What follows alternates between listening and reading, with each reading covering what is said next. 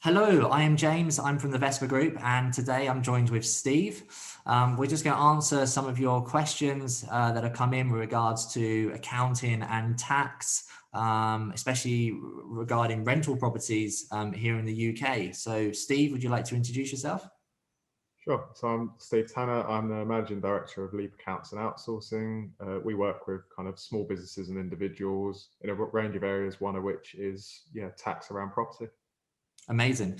And really, the first question I have is regarding NRL 1, non-resident landlord tax application, I think it is.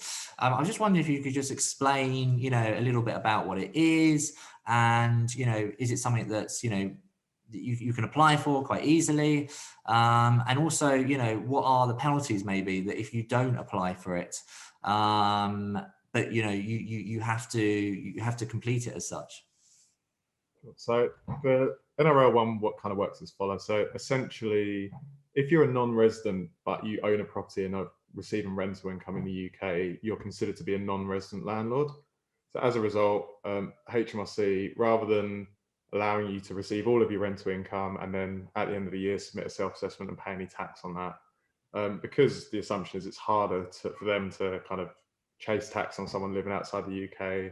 Any lettings agent is obligated to deduct 20% of their income and pay that over to HMRC. And then the non-resident landlord then can obviously claim that tax back off when they do their tax return. Any tax they owe, that amount is deducted. That's kind of the non-resident landlord scheme in a nutshell. However, obviously quite a few non-residents don't want to have 20% deducted straight away from their tax.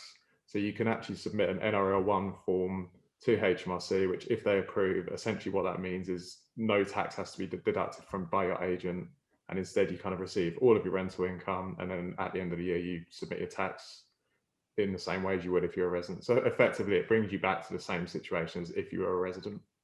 Okay, fantastic.